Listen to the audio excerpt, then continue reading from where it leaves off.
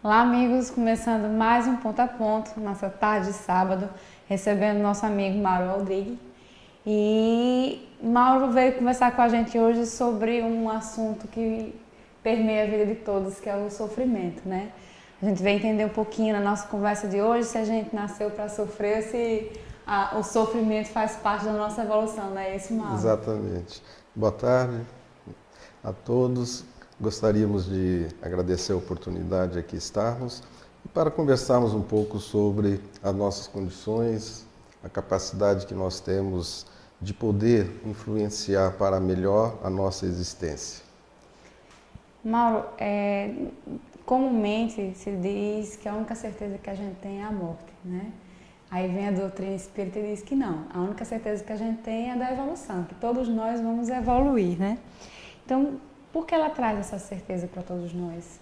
Aí nós temos que entender a nossa origem, né?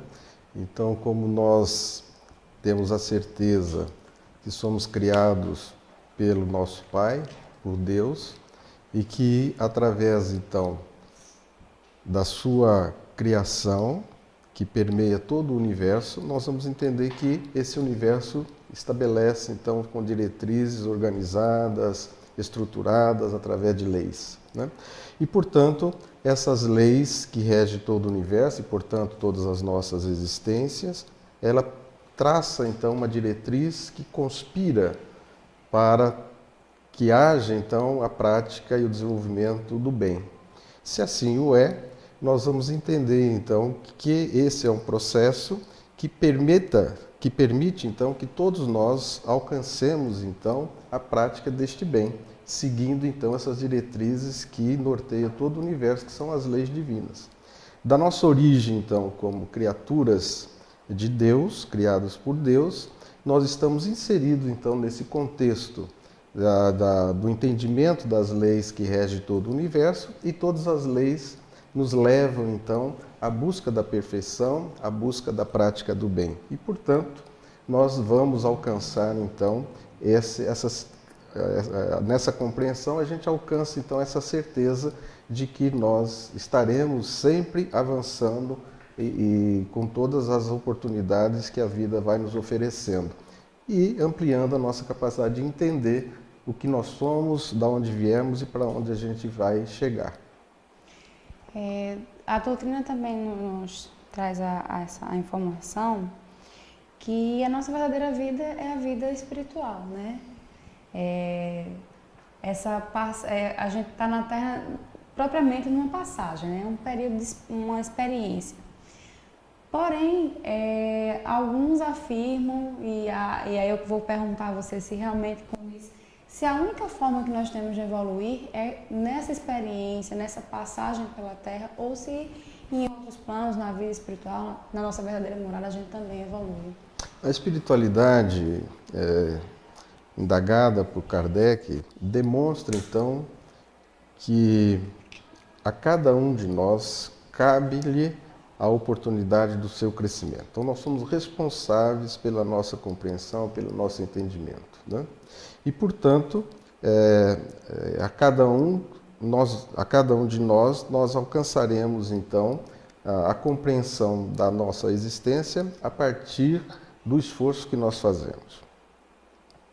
Quando nós então analisamos a existência, a nossa atual existência, nós vamos verificar que há muitas coisas, há muitos horizontes, há muitos saberes que nos escapam, que nós não conseguimos atender, alcançar. E, portanto, fica-nos a indagação, bom, se nós não conseguimos compreender tudo aquilo que a vida nos oferece nessa oportunidade que nós temos, como é que nós vamos, então, alcançar o entendimento das leis divinas, que são muito mais abrangentes?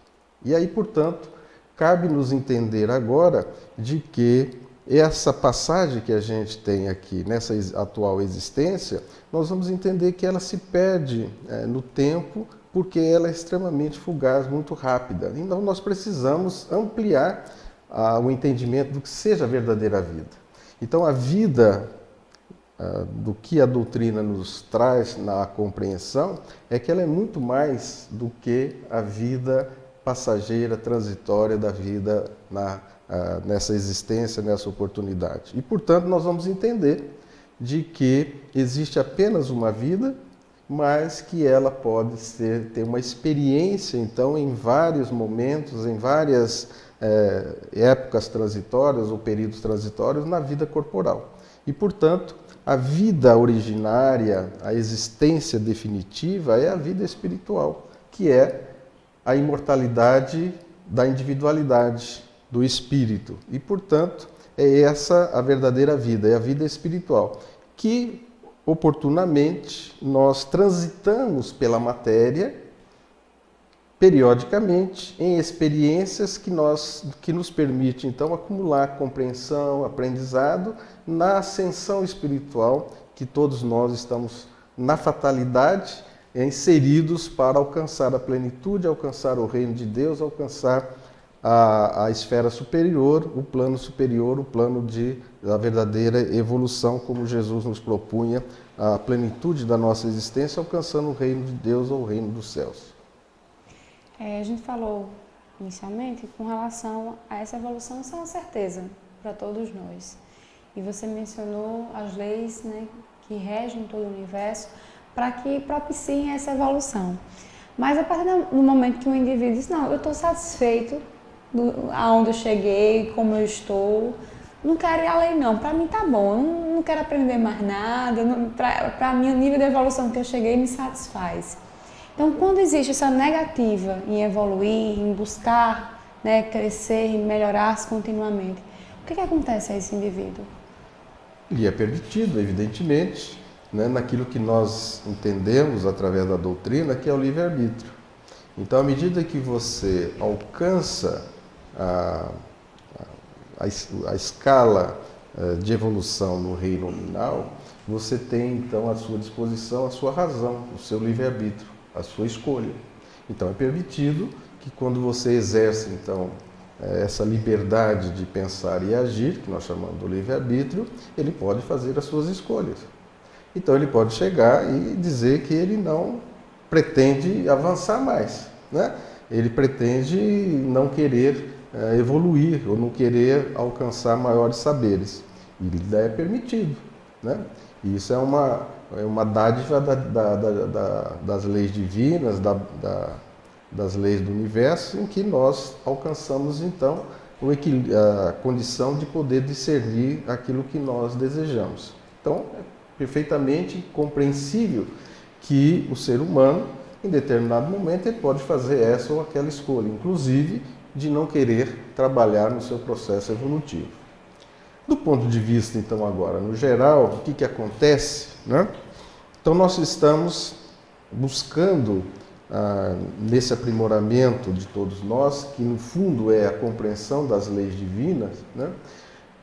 Essa oportunidade. Então, essas transições, esses períodos de transição, que nós chamamos das vidas sucessivas, da reencarnação, são experiências que nos acumulam saberes, ensinamentos, aprendizados, para melhor compreender a nossa realidade, a realidade do nosso universo, os nossos comportamentos, as nossas ações. E, portanto, né, eu tenho essa oportunidade. Se eu abdico pelo meu livre-arbítrio, né, eu estou perdendo tempo, perdendo a oportunidade e postergando, adiando o processo da minha evolução, da minha perfeição.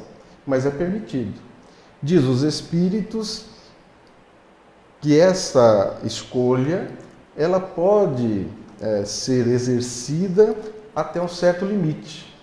E esse limite, segundo nos comentam os Espíritos, é quando não atravanca ou obstacula o processo daqueles outros que temos relações, né? Então ele pode postergar, exercer o seu livre-arbítrio até o ponto em que ele não para ou atrapalhe a necessidade do progresso daqueles que os querem. Então, por isso, lhe é dada essa permissão, mas dentro de um determinado período.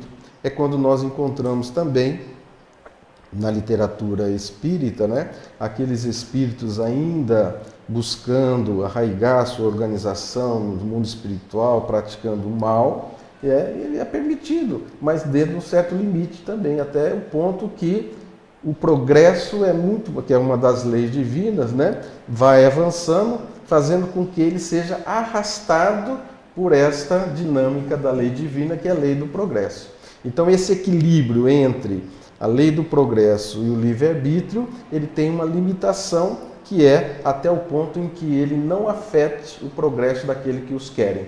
Quando isso atinge, ele é obrigado compulsoriamente a voltar a ser chamado, a ser acolhido para exercer a oportunidade de aprender, para avançar também. Interessante você falar nesse limite que existe, porque até como a gente vive em sociedade, as relações, as experiências, por mais que a gente não queira, dentro do nosso íntimo, trabalhar determinadas questões, mas acaba que as vivências coletivas nos facilitam esse aprendizado, essa evolução. Porque a gente toca as pessoas, nós somos tocados por elas emocionalmente, né? As situações, né, mexem com a gente, fazem com que a gente reflita sobre algumas coisas. Então, acaba que por mais que você esteja ali, não, para mim tá bom, as coisas vão acontecendo e vão fazendo você pensar, rever seus conceitos. Exatamente, né? Porque nós temos uma responsabilidade perante a lei divina, que é com a nossa perfeição. Aí a individualidade, todos nós somos assegurada a nossa individualidade dentro da vida perene, da vida imortal. Mas existe um outro fator, que é a convivência, que é uma lei de sociedade, que é a convivência, então, para que nos permita, então, também avançar, progredir, né, no trabalho social, no trabalho da convivência. Então, nós temos essas duas responsabilidades, com o nosso progresso, com a nossa perfeição, com o nosso avanço espiritual, mas também nós temos uma responsabilidade com a sociedade ou com a humanidade. Por isso que a doutrina nos chama a atenção que somente a sociedade irá progredir a partir do progresso do indivíduo, né? Porque isso faz parte desse mecanismo para que nós possamos então conquistar o nosso progresso, mas também influenciando e recebendo a influência dessa sociedade, dessa convivência social, para que alcançamos então essa plenitude da evolução de todos nós, de toda uma sociedade. Daí entender a classificação dos mundos, né? Quando Jesus nos fala da muitas moradas na casa do meu Pai, né? Nós vamos entender que com a doutrina espírita, esses mundos que nós encontramos, que nós estamos começando a entender um pouco melhor do universo, serve de moradias, serve para o progresso dos espíritos em diferentes níveis. E cada um desses ambientes está num estado de evolução, de oferecer ensinamentos, aprendizados para aquela comunidade de espíritos nesse processo de progresso espiritual. E cada um, então, tem o seu nível. Daí Kardec fazer uma classificação didática para a gente entender, né, de mundos primitivos a mundos felizes, mundos celestiais, né? E cada um, então, tem uma graduação. E nessas graduações está o processo, então, da coletividade, que alcança, então, esse conhecimento, essa compreensão nesse processo de evolução do indivíduo e a sociedade. Então esse é o mecanismo pelo qual nós vamos entender a mão divina, a lei divina, né, promovendo então não só o chamamento para o indivíduo na sua ascensão espiritual, mas que esse indivíduo tem uma responsabilidade também com os seus pares, com a sociedade, para que todos possamos ascender na busca da perfeição. E você falando nessas várias moradas, o planeta Terra em plena transição. Exatamente. Eu acho que é um dever nosso, cada um buscar a sua evolução e aí contribuir no coletivo, né? Com certeza, e cada um tem a sua responsabilidade. Daí a gente vai entender que um dos mecanismos pelo qual nós ascendemos espiritualmente é quando nós começamos a entender o nosso papel dentro dessa sociedade, dentro do mundo, né? Por isso que há diferenças, porque cada um contribui de uma maneira, de uma forma, na sua compreensão, no seu nível, mas que todos possamos então congregar esforço de um necessitando do outro, de um amparando o outro, de um auxiliando o outro, para que todos nós possamos então alcançar a compreensão daquilo que o ambiente oferece. No nosso caso, o nosso planeta Terra, ainda na classificação que Kardec nos propõe, está no estágio de mundos de provas e expiações, que tem como característica ainda a predominância do mal, por isso que nós temos grandes dificuldades, pela imperfeição de que todos nós o somos ainda, que não conquistamos virtudes propostas pelos ensinamentos do Jesus, e que nessa situação ainda nós vivemos essa dificuldade, porque é um mundo ainda que está num estágio de evolução ainda limitado. Estamos tendo, já de muito tempo, a partir da doutrina espírita, que os espíritos nos falam que nós estamos num processo de transição, que é muito longo, né? Em que nós estamos verificando, vivenciando essas grandes crises, esses grandes conflitos, que é o processo pelo qual nós temos, então, um processo de modificação, de mudança, de ascensão espiritual, que permanecerão, né, nesse planeta, agora num estágio, quando ele alcançar, a sua humanidade alcançar as condições pelas quais determinam essa classificação, vai começar a predominar já a prática do bem, né, a reciprocidade, vai diminuir então a presença dos erros, dos equívocos, das intenções maléficas, e tudo isso estamos passando, vivenciando esse grande conflito que é justamente essa transição para um mundo de regeneração. E o sofrimento, vamos chegar diretamente nele agora, ele é indispensável para essa evolução? Não. No meu ponto de vista, e verificando o que a doutrina espírita apresenta, não é necessário. Agora, ele vai ser um mecanismo pelo qual, se nós não atendermos o chamamento, a compreensão do entendimento para o nosso progresso, é um mecanismo pelo qual vai nos acelerar, vai nos chamar, então, a voltar ao caminho da busca dessa perfeição. Então, quando nós entendemos que o sofrimento, as dificuldades, as aflições fazem parte da nossa realidade, é porque ainda nós precisamos compreender melhor o que seja a verdadeira vida, daquilo que Jesus veio nos ensinar. E porquanto ainda nós não implantamos nesse processo de modificação, de aquisição de valores, de virtudes, pela qual ele já nos oferece o caminho, aí então nós vamos ter que ser chamados novamente, né, para trilhar este caminho. E muitas vezes o mecanismo pelo qual isso se faz é através, então, de uma das leis universais de ação e reação. Então, se eu não compreendo a lição e quero fazer, então, do meu comportamento, dentro do meu livre-arbítrio, que compromete, então, a vida do meu semelhante, o comportamento do meu semelhante, exaspero então em mim as atividades, os comportamentos, as ações de orgulho e egoísmo, isso cria cria-se uma situação em que eu preciso agora rever, né? Rever esse meu comportamento para melhor interagir com os meus semelhantes. E aí, então, um dos mecanismos é através da reciprocidade da lei de ação e reação.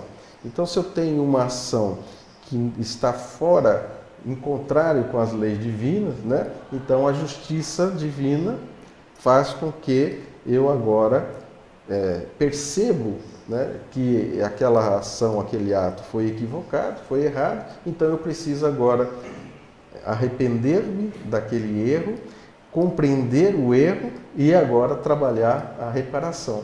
E muitas vezes nessa reparação eu preciso chamar então aquilo que a doutrina espírita nos chama a atenção, que é a expiação, né? Que é um mecanismo pela qual eu vou entender como a vida se desenvolve, o que os espíritos nos chamam das vicissitudes da vida corporal, né? Então eu vou entender por que eu preciso me esforçar no trabalho, que eu preciso sentir as dores, as doenças, as dificuldades, as deficiências. Tudo isso é um mecanismo pelo qual a lei divina nos oferece, através da ação e reação, a volta para recomeçar um novo aprendizado, que muitas vezes a gente não conseguiu entender e conseguiu compreender por exasperação do meu orgulho, do meu egoísmo. Você acha então que o orgulho e o egoísmo são os maiores empecilhos da nossa É o evolução? que nós encontramos no Evangelho, né? No Evangelho segundo o Espiritismo, nós vamos verificar que as mazelas da humanidade é ainda o império do egoísmo e do orgulho, desviando da direção que Jesus nos propõe, que é o amor, né? Um sentimento maior. E quando nós falamos, então, encontramos Jesus nos falar do amor, nós vamos entender que todo o mecanismo do universo, todo o mecanismo da natureza, traz então a essência do amor para que a gente possa aprender. E aí a gente vê na natureza, a gente vê nos animais expressões que nos leva a entender que esse é o sentimento do universo e que faz parte então desse nosso aprendizado. E aí nós vamos resgatar então um dos maiores sentimentos de amor que nós encontramos no nosso planeta, que é o amor da mãe, né, com o seu filho. Toda a sua proteção, todo o seu cuidado, né, é uma expressão desse sentimento que a gente precisa introjetar em cada um de nós para que a gente então compreenda a proposta de Jesus como desenvolvimento, aprimoramento, alcance daquilo que está latente dentro de nós, que é o amor a Deus, ao próximo, como a nós mesmos, como ele pregou para que nós possamos entender. Então, quando nós desviamos, não compreendemos, não alcançamos, então, plenamente o equilíbrio desse sentimento, é que nós desviamos da lei, né? E aí nós criamos, então, compromissos para o nosso aprendizado, para seguir, então, voltar a entender e compreender esses ensinamentos. É isso que dificulta muitas vezes a nossa existência. Mas a natureza nos oferece esse reforço. Então, quando a gente percebe então que as pessoas procuram explicar determinadas situações que está na genética, né? Que tudo está na genética, tudo está expresso então na matéria, né? Muitas vezes a gente esquece de que a natureza, essa mesma matéria, ela toda é organizada para a prática do bem e para o amor. E muitas vezes a gente então quer simplificar na nossa ótica essa compreensão de que muitas vezes o desvio está vamos dizer assim, na genética, que na realidade nós ainda não compreendemos a dinâmica e a beleza do que seja a natureza. E aí nós vamos entendendo as dificuldades que nós encontramos quando há desvios. Então, as deficiências, as moléstias, as doenças, né, fazem com que são mecanismos que muitas vezes trazem dores, aflições, sofrimentos, mas que servem para que nos resgatemos, então, a olhar melhor o que seja o entendimento da existência e, portanto, das leis que determinam, né, toda a organização do nosso universo. Você falando isso aí, eu fiquei a refletir, porque a gente está, como eu disse, o início da transição já se deu, né? A gente está em plena transição, mas a gente ainda vê muito sofrimento, né? Muita gente sofrendo, uma sociedade, na realidade, doente. E quando, na realidade, a gente já deveria ver os primeiros sinais da bonança, desse novo mundo chegando. Então, como é que a gente ainda... Mas nós já temos muitas expressões, né, dessa transição. Nós temos muitos mecanismos que a gente observa, né, em que se expressa. Não são evidentes, não são a notícia mais trivial da nossa sociedade, mas existem, né? Quando nós observamos as organizações não governamentais defendendo esse ou aquele tema, essa ou aquela espécie, esse ou aquela minoria, quando nós congregamos então a sociedade agora em grandes estruturas para preservar o direito humano, né, o direito das minorias, né, o equilíbrio do meio ambiente, tudo isso são expressões de modificação, de mudança, que remetem a essas diretrizes que estão sendo instaladas, que estão sendo colocadas na nossa sociedade nesse período de transição. E isso gera, então, grande conflito de uma ideia velha com uma ideia nova. Isso cria a crise, o conflito. E esse é o processo de uma transição, de qualquer situação. É a mesma coisa quando a gente vai reformar a nossa casa, a gente quer melhorar a estrutura do nosso ambiente, dar-nos mais conforto, mas no período da reforma é um verdadeiro tumulto, né?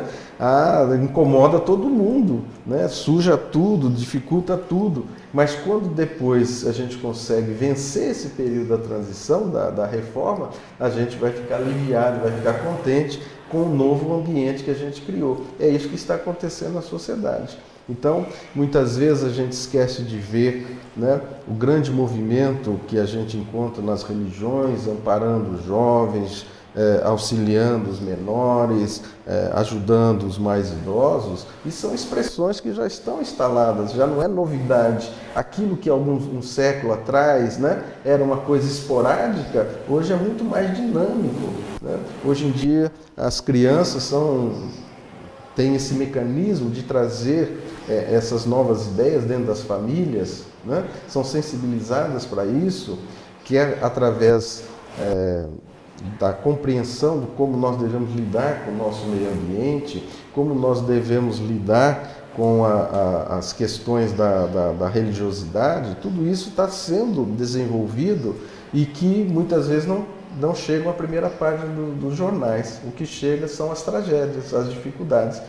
Porque a nossa imperfeição alimenta esse tipo de notícia, esse tipo de produto, esse tipo de situação. Há já um celeuma hoje, se nos permite, né? Dessa novela que se encerrou agora numa dos canais de televisão, né? A sociedade começa a reagir sobre certos comportamentos, sobre certas atitudes. O que é isso? Nada mais é do que mostrando que há um limite. Por isso que nós vamos entender Jesus falando que os escândalos virão ainda nesse período. Mas ai de quem, porque eles venham. Ou seja, nós ainda vamos conviver com as dificuldades, com a crise, com a questão da moralidade, mas isso está servindo para que nós chegamos num ponto e falamos, não, isso já nos basta, não mais precisa, não nos toleramos mais. Então é essa exasperação do mal. Mas vai chegar um ponto, nesse período de transição, que nós falamos, não, o mal agora não deve ser alimentado, porque ainda ele alcança essa dimensão, mesmo sendo a minoria que produz, que provoca, que age dessa maneira.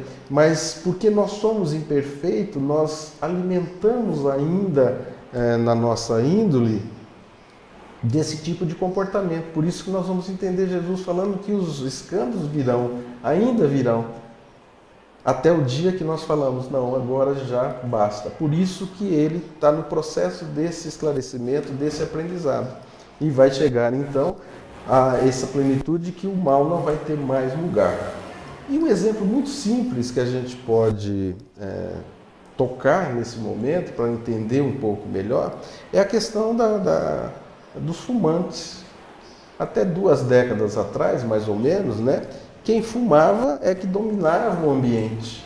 Em qualquer ambiente fechado, aberto, social, né? Depois de um certo ponto, a sociedade começou a dizer, não, eu tenho o livre-arbítrio de querer ou não fumar. Mas aquele que tem o direito de fumar não pode fazer com que eu fume também, porque era aquilo que se colocava, né? O ambiente fechado, a fumaça é como se eu estivesse fumando também, né? Então, a partir do conhecimento do mal que o cigarro provoca na nossa sociedade e como ele provoca, a sociedade chegou, não, agora eu não quero mais participar indiretamente da escolha, da sua escolha. E aí começou a limitar, né? De forma natural, de forma ordeira, de forma organizada. Ela foi, então, hoje você tem que, num ambiente fechado, quase que em todo o nosso país, não se pode mais, é proibido, porque tem que respeitar o direito do outro.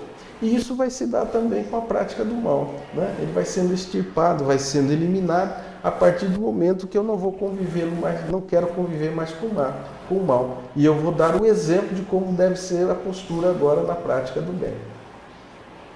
E no caso de doenças, né, que a gente imagina que a nossa evolução, a gente já avançou tanto na ciência, tantos pesquisadores brasileiros, inclusive, né, com tanta premiação, mas doenças ainda como câncer, até como HIV, que até então se tinha como controlado, aí nos últimos anos se viu um crescimento grande. Então, doenças ainda dizimando vidas. Há 2 anos atrás a gente teve o boom do Zika vírus, que pegou toda a classe médica de surpresa, que chegou, se instalou e não se sabia como lidar, né? E hoje a gente vê as consequências nas crianças que nasceram com microcefalia. Então, a gente ainda pena por isso. E a gente já evoluiu tanto cientificamente nos conhecimentos, mas a gente não conseguiu ainda descobrir a cura. Por que ainda não? O processo, então, de compreensão da real natureza do ser humano passa por período ou por períodos em que nós vamos desenvolvendo a capacidade de entender a nossa natureza, né? E dentro desse processo existem então distúrbios, equívocos, erros, mecanismos que não são formados corretamente, que geram então uma série de transtornos na nossa vida material, né? E muitos outros que causam, né, enfermidades, né, do ponto de vista já bem compreendido que seja uma doença, que seja uma enfermidade. E isso tudo passa por um processo de evolução também da nossa compreensão da nossa natureza. Então, até ontem, né, para falar, a gente tinha dificuldade de entender, né, quais os mecanismos que se desenvolviam, né, para que se instalasse, por exemplo, a hanseníase. Milhões de vidas foram dizimadas por essa moléstia, né? Então, um esforço de muitos para tentar entender o mecanismo para poder intervir. Então, esse é o processo, né? Então, esses desafios das enfermidades, que muitas vezes não existiam e começam a existir, são desafios ao nosso conhecimento, ao esforço que nós temos que empreender para entender, aprofundar na compreensão do ser humano para poder dirimir as dificuldades e propor alguma doença. Então, a partir da Segunda Guerra, quando se conhece a penicilina, um dos primeiros chamados antibióticos, né, foi acelerado o processo para que a gente pudesse conhecer os mecanismos pelos quais nós seríamos afetados por uma série de agentes que nós encontramos na natureza, em diferentes formas, em diferentes situações, que chegam muitas vezes de uma vida selvagem para a vida humana, pela urbanização, pelo desrespeito ao meio ambiente. Então isso gera uma necessidade de um esforço dessa compreensão para a intervenção. Daí surgiu então o mecanismo das prevenções através das vacinas, né? Dos medicamentos cada vez mais elaborados, mais desenvolvidos. Isso é o esforço da pesquisa, da ciência, do conhecimento, né? Então esse mecanismo todo é para mostrar que nós devemos então empreender os esforços humanos, financeiros, sociais, para poder alcançar essa compreensão que vai ampliando para que nós possamos progredir cada vez mais. Então aí nós temos que essas doenças degenerativas, né, que não têm curas, como a gente diz, né, no caso de diabetes, câncer, né, que traz então grandes dificuldades, transtornos e muitas vezes a desencarnação de muitos, né? Isso vem um desafio para que a gente possa entender melhor o que acontece na nossa natureza, por que acontece, como isso se instala e como nós devemos intervir. Os mentores que nós vamos encontrar na espiritualidade, na obra de André Luiz, já havia afirmado de que nós somos agentes e causadores de saúde ou de doença, né?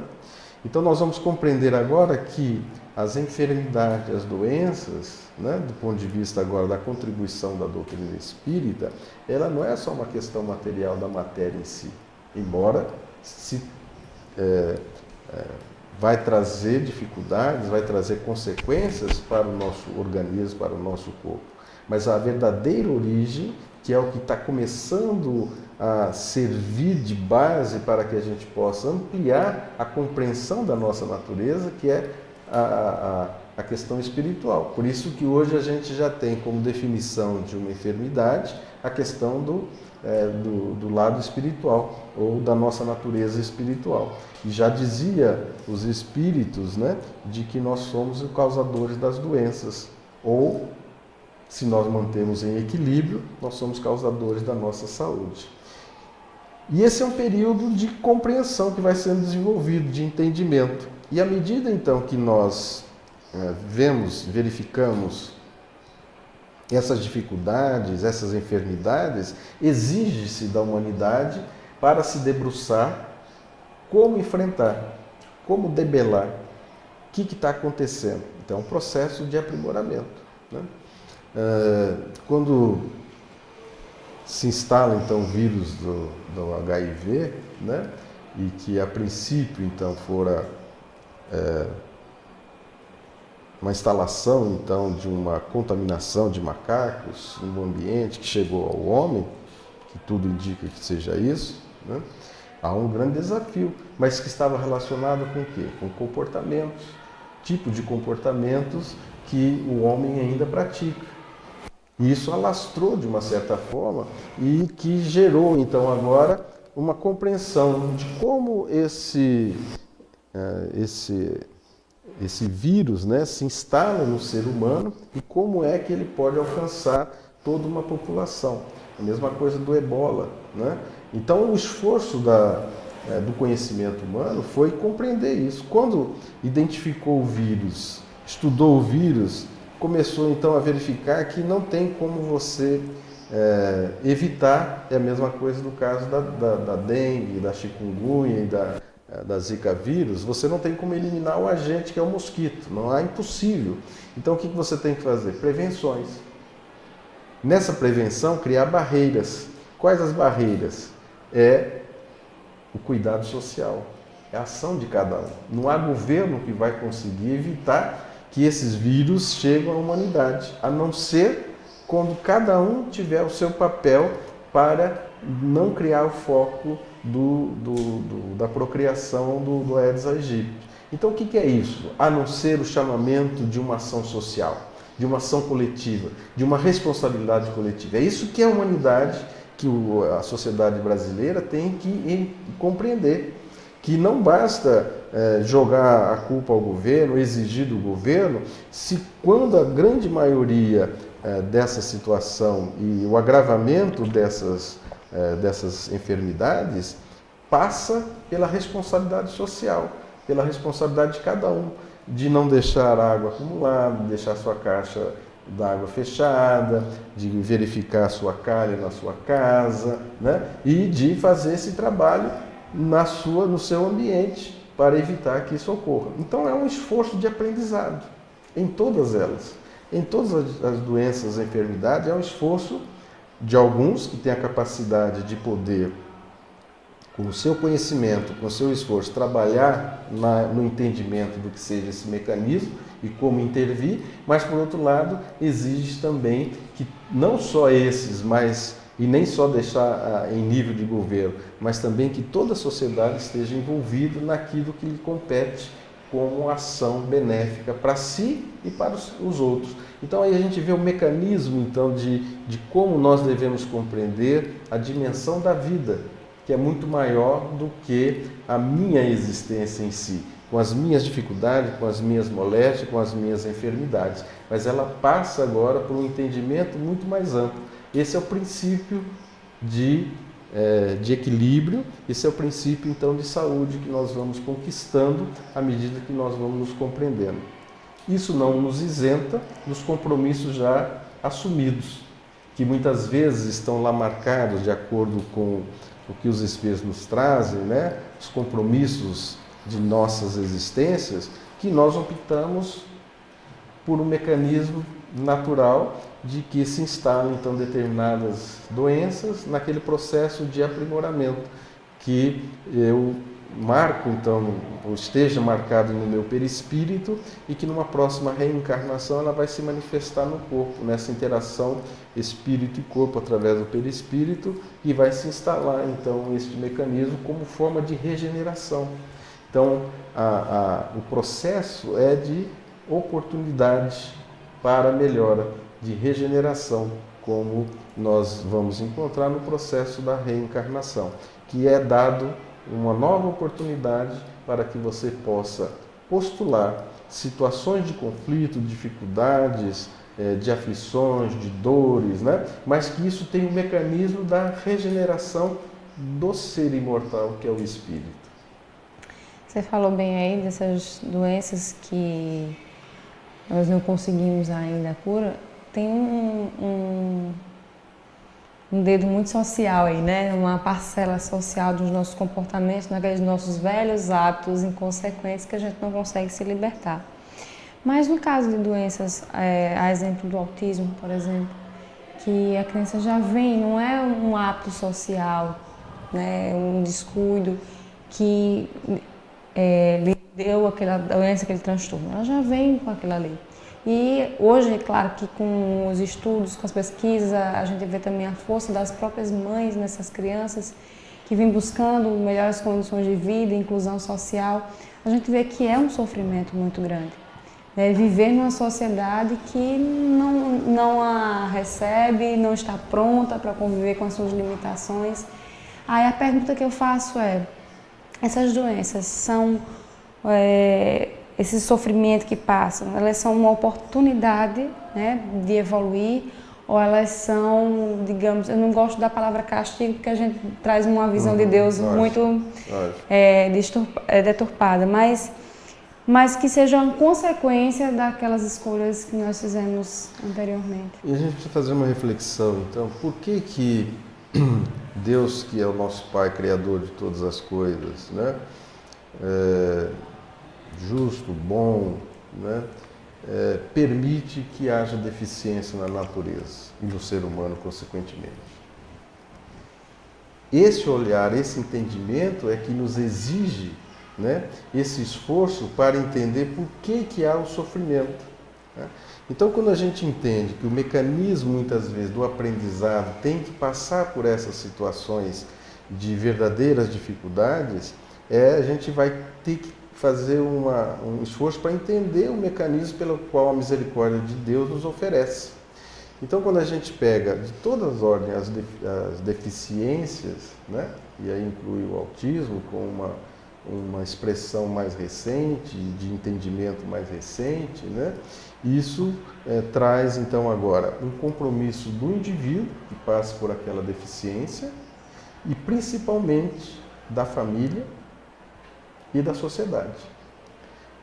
Alguns anos atrás, as pessoas então tinham como comportamento de qualquer membro da sua família de alguma deficiência era esconder da sociedade, era negar e esconder. O que aconteceu dos tempos para cá? A sociedade começa a se instrumentalizar, né, para atender essas demandas, essas necessidades desses indivíduos. Então, as escolas especiais, a família começou a perder aquele estigma e aquela rejeição social e passou a aceitar esses indivíduos como um mecanismo de evolução, como uma oportunidade de evolução. Daí a gente vai entender que muitos dos familiares, nessa convivência com essas crianças, e hoje já muitos adultos com uma deficiência que apresenta, que foram eles que trouxeram o mecanismo de entender o que seja o sentimento verdadeiro, o amor. O que é isso, então? Amadurecimento, aprimoramento do indivíduo, quer ele na sua individualidade, quer ele na sua convivência familiar e social. Então, hoje a gente tem uma aceitabilidade, tanto é que hoje as diretrizes educacionais advogam que as crianças com deficiências, evidentemente tem os níveis, né, que sejam incluídas dentro da escola normal, para que haja essa convivência mais fraterna, mais compreensiva, mais interativa com aquelas pessoas que apresentam alguma deficiência. Então há um compromisso agora, né, de trabalhar para que a sociedade esteja em condições de atender às demandas, que são muitas, as famílias sejam assistidas e amparadas e compreende agora a necessidade dessa ação e fazem com que agora os seus familiares, os seus membros não fiquem mais escondidos, afastados, mas eles sejam inseridos na sociedade, para que a sociedade aprenda também, porque eles trazem nesses compromissos um aprendizado para todos nós, a solidariedade, a convivência, o equilíbrio, a assistência, né, que vai se aprimorando como sociedade, né? Então aí a gente vê hoje a questão do autismo, né, que tem várias expressões, de vários níveis, né, que exige então agora de uma sociedade, de uma escola, um mecanismo diferente de atender às demandas dessas crianças, né? É a mesma coisa quando a gente tinha há um tempo atrás a questão da mediunidade, né? Que Kardec vai nos trazer então a dignificação da mediunidade para mostrar o que é, como é que eu posso dominar, como eu posso trabalhar, que até ontem era tratado como loucos. Os médiuns então ou era perseguidos, ou era taxado como malucos ou anormais e chegava muitas vezes a serem diagnosticados como doidos, como loucos e inseridos então em manicômios pelo resto da sua vida, né? E quando hoje a gente observa que através da ação da doutrina espírita, explicando, orientando que seja a mediunidade, o mecanismo pela qual ela pode trazer um grande elemento de progresso em toda a humanidade, não só para o indivíduo, que ele consegue se equilibrar com esta faculdade, ele pode então ajudar a muitos no atendimento entre o ser humano encarnado, como também os espíritos, os desencarnados que ainda encontram-se em conflito. Então esse é um processo que nós devemos entender, e a doutrina espírita nos permite então ter essa capacidade de ampliar esse entendimento, esses desafios em que se encontra então ao indivíduo com os seus compromissos, com as suas escolhas, para que ele possa avançar, reparar determinados equívocos através então desse mecanismo das dificuldades, do sofrimento, das aflições, mas ao mesmo tempo servindo para que a sociedade enxergue essas situações como um mecanismo de avanço, de compreensão e de melhoria para todos nós. Mauro, a gente sabe que não existe existência perdida, que nem que seja minimamente a gente aprende e evolui alguma coisa. Mas, tendo em vista também que nós já sabemos que somos espíritos milenares, ou seja, já passamos por várias experiências, ou seja, a gente já evoluiu nessas várias experiências. Será possível que a gente está aprendendo tão pouquinho? Porque a gente vê que ainda o mal ainda impera, né? Nós ainda somos muito doentes, precisamos ainda muito de existências que são, na realidade, verdadeiras enfermarias para as nossas doenças, né? Muito ainda. Nós vamos passar por muitas dessas dificuldades ainda. Como nós encontramos na literatura espírita, né, o que acontece com os espíritos que não avançaram, não aproveitaram a oportunidade, estão em verdadeiros conflitos, perturbados, com grande dificuldade no plano espiritual. Então, nós ainda temos muito que avançar, nós temos muito aqui a aprender com as nossas experiências. É verdade que já avançamos bastante, mas ainda não alcançamos aquilo que o nosso mundo, o nosso planeta nos oferece de aprendizado. Por isso que ainda nós vamos ter que reencarnar muitas vezes, porque aqui ela nos dá essa oportunidade das dificuldades, evidentemente, das enfermidades, dos conflitos, mas ao mesmo tempo da solidariedade. E Jesus nos propõe a caridade, né? Então a caridade, dentro da lei de Deus, de justiça, amor e caridade, né, é o mecanismo pelo qual nós vamos aprender a desenvolver o sentimento para com o outro, o auxílio para com o outro, e fazendo com que isso seja um mecanismo de ascensão espiritual. Enquanto nós não impusermos em nós e que isso seja uma conquista e uma prática da sociedade, né, ainda nós vamos ter que desenvolver esse ensinamento por muito tempo. Então, ao mesmo tempo em que nós temos a nossa realidade, todo esse sofrimento, essas dificuldades, essas dores, essas aflições, mas ao mesmo tempo nós que ainda estamos aflitos, temos a oportunidade de amparar o nosso semelhante, que está em condições às vezes muito mais difíceis do que a nossa.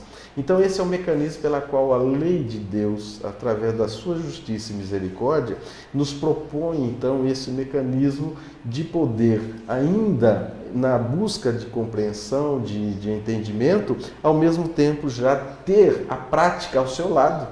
Por isso que tem provas, por isso que a nossa existência ela é feita também pelas provações. Quando a gente já começa a compreender, começa a despertar para esse mecanismo do aprendizado, já nos oferece a oportunidade de prática, né? E muitas vezes a gente ainda não entendeu esse processo, não entendeu esse mecanismo. E aí a gente fica naquela da dar esmola, né? De dar uma roupa usada, né? De dar uma sopa muitas vezes, não percebendo que isso é um mecanismo muito maior, muito mais profundo, que é a mudança de atitude de cada um de nós. Né? A essência, então, de ver no outro, né, uma oportunidade de aprendizado no sentimento, do crescimento. E é isso, então, que nós estamos a aprender, e isso vai levar ainda, com certeza, algumas reencarnações. Mas Jesus, que nos propõe, então, a melhor compreensão desse mecanismo da lei divina, né, é muito paciente, né, é muito perscrutante, e ele, então, tem dando-nos essa oportunidade de poder, então, né, trabalhar através da interação, né, da convivência, para que a gente possa avançar nessa compreensão e nessa prática, de trazer, então, a ação na caridade, que esse é o grande mecanismo de como ele propõe ao nosso entendimento, que é o que os Espíritos nos traz, no entendimento, então, do que seja caridade na ótica de Jesus, né? Benevolência, praticar o bem para com todos, né? Ser indulgente, ser paciente com todos, assistir a todos, né? E não ser ofendido, para que nós não podemos pedir o perdão ou oferecer o perdão. Aqui as pessoas na sua imperfeição, né? Os seus equívocos que têm, isso não nos afete, não nos melinde, não nos ofende, não faz que a gente saia do equilíbrio. É isso porque a gente não precisa usar do perdão, é não ser afetado pelas ofensas. Então esse é o mecanismo pela qual nós ainda estamos patinando ainda a este aprendizado. A doutrina nos dá uma boa capacidade de melhor entendê-los, para que a gente possa se consolidar, mas ainda falta a prática. Então a humanidade carente do entendimento do Evangelho ainda prescinde da prática em seus comportamentos, em suas ações, espelhando então essas virtudes e esses ensinamentos no dia a dia. Antes da gente finalizar, tocar só mais num ponto que a Organização Mundial de Saúde ela vem nos seus dados trazendo sobre depressão, que há um número crescente de casos de depressão, que também é uma doença terrível, mas que aí é uma doença da alma, né? E que vem sendo um dos maiores causadores da incapacidade física e mental das pessoas na atualidade. O que a doutrina espírita tem a nos dizer sobre essa doença que atinge a alma? Quando nós analisamos agora essa problemática, essa situação, nos faz refletir um pouco mais sobre a questão da nossa evolução, né? Então, quando o homem começa a entender, a interagir com a vida física, das suas primeiras necessidades, das suas primeiras buscas, né? Então ele começa a compreender o que seja a vida material. Daí desenvolveu toda uma ciência materialista para entender todo esse mecanismo. E agora nós estamos passando por um outro processo de evolução da nossa compreensão, que é conhecer os nossos sentimentos, as nossas o funcionamento da nossa mente, a relação da mente com o corpo, da mente com o ambiente, né? Então entra no campo mental, psicológico, né? Então aí é um ambiente, um mundo que está surgindo ao desafio à nossa compreensão, né? Então surge aí as neuroses, as psicoses, né? E dentro delas a questão da depressão. Diz alguns autores de que é uma expressão então que afeta o nosso comportamento, então o estado comportamental, psicológico, por ser uma ideia fixa, uma monoideia. Aquilo que os espíritos nos chamaram a atenção, de que muitas vezes os espíritos, quando muito arraigados a uma mesma ideia, uma mesma situação, eles acabam até deformando o perispírito, né?